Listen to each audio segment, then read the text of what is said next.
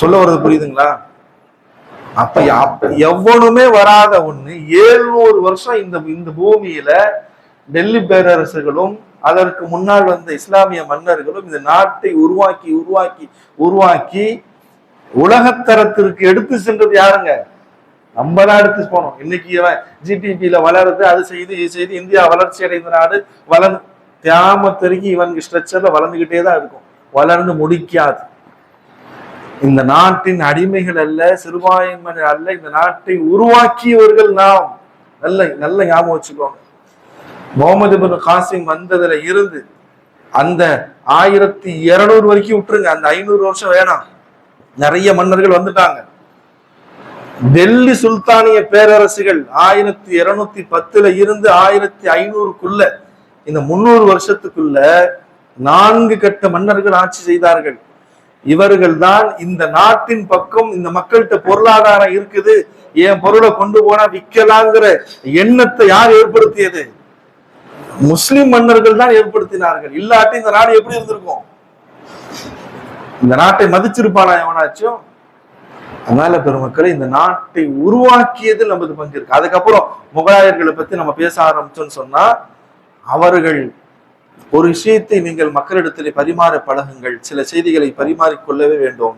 ஒன்று, இந்தியாவிலே 1810 வரைக்கும் ஏறத்தாழ சில குறிப்புகள் எடுக்காம வந்து 1720கள் வரைக்கும் முகலாயர்கள் ஆட்சி இருந்துச்சுன்னு வச்சுக்கோமே. அந்த நேரம் வரைக்கும் இந்தியாவில் இருந்து எந்த பொருளும் வெளியில் செல்லவில்லை.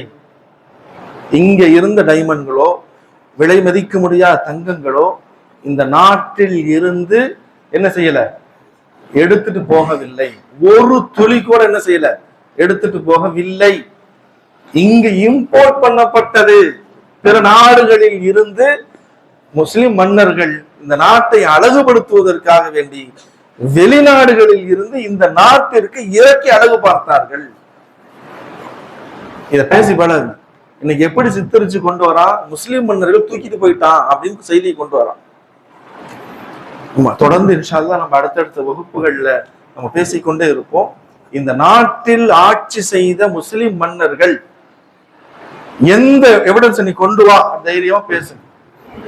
ஒரு துளியை கூட இந்த நாட்டில் இருந்து என்ன செய்யல, வெளியில் எடுத்து செல்லப்படவில்லை.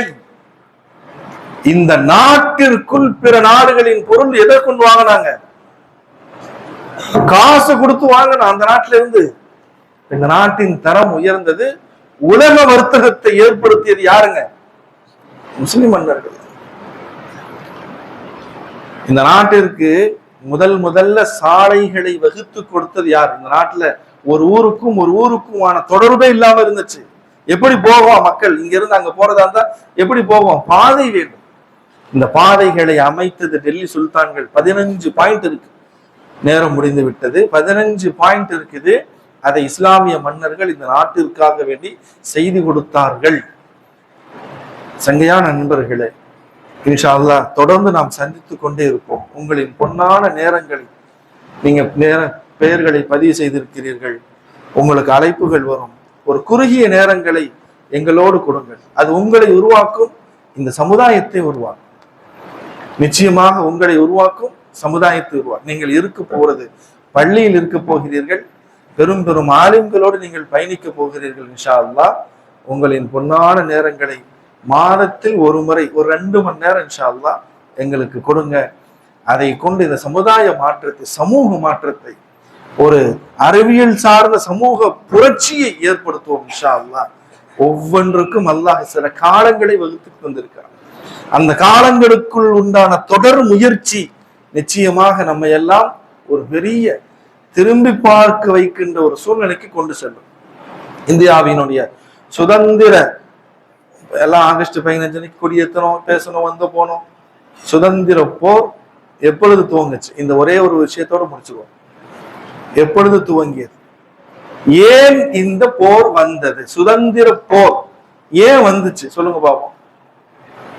முகலாய மன்னர்கள் வாழ்ந்து இந்த நாட்டை மிக சிறப்பாக கொண்டு சென்று கொண்டிருக்கிற அந்த நேரத்தில் மாற்று அரசர்கள் பிற மத அரசர்கள் பிரிட்டிஷ்காரனை கொண்டு வந்து என்ன செய்யறாங்க, டச்சுக்காரர்கள், போர்ச்சுகீசர்கள், பிரிட்டிஷ்காரன் உள்ள வந்தவொடனே ஆட்சி அதிகாரத்தை விற்க ஆரம்பித்து பிரிட்டிஷ்காரன் இந்த நாட்டில இருந்து சொத்துக்களை வெளியில் எடுத்து சென்ற அந்த நேரத்தில் முஸ்லிம்கள் அதை விளங்கி கொண்டு இந்த நாட்டின் சொத்துக்கள் எல்லாம் வெளியில போகுது, நம்ம அடிமைகளாக ஆகிக்கொண்டே இருக்கிறோம், இன்னுமேட்டு இந்த நாட்டின் சொத்துக்கள் வெளியே போகக்கூடாது, இந்த நாட்டிற்கு சுதந்திரம் வேண்டும் என்கின்ற உணர்வை ஏற்படுத்தியது யாருங்க, முஸ்லிம்கள் தான் ஏற்படுத்தினாங்க.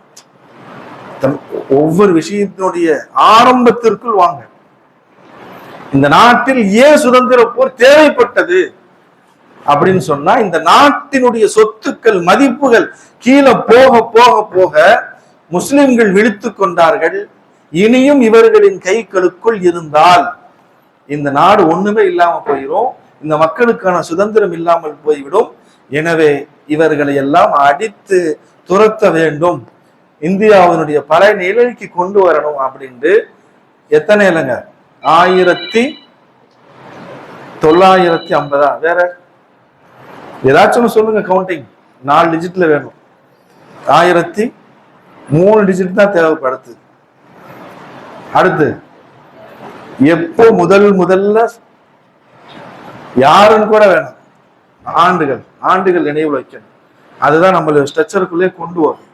1756 வங்காளத்தினுடைய சிங்கம் யாருங்க, சிராஜ் தௌலா முதல் 1756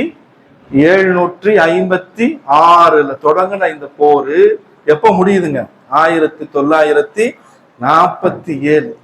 அவங்க எல்லாம் போராடி ரத்தத்தை கொடுத்து மண்ணுல போய் மண்ணோடு மண்ணா ஆனதுக்கு பின்னாடி இவன்லாம் ஒன்னும் செய்யல, அவன் சலிச்சு போய் இனிமேட்டு இங்க ஒண்ணும் இல்லடா இந்த வச்சுக்கோ தூக்கி அப்படின்னு கொடுத்துட்டு போனது தானே தவிர, இந்த எல்லா விஷயங்களையும் ஆய்வு செய்து பழகுங்கள், சில செய்திகளை தயவு கூர்ந்து நினைவில் வைத்து பழகுங்கள், அது சமூகத்திற்கு பிரயோஜனமாக இருக்கும். வல்ல ரஹ்மான் எதை சொல்ல வைத்தானோ அல்லாஹ் தஆலா நிறைவான கயிறுகளையும் மேலும் நாளை மறுவலத்திலும் நம் எல்லோருக்கும் நம்முடைய சந்ததிகளுக்கு நிறைவாக தந்தல் புரிவானாக. வஆகிரு தஅவானா அல்ஹம்துலில்லாஹி ரப்பில் ஆலமீன். அடுத்தடுத்த நேரங்கள் கொடுப்பீங்களா இன்ஷா அல்லாஹ்? உங்களுடைய அறிமுகங்களை செய்து கொள்ளுங்கள். உங்களுக்கு இடையிலே ஒரு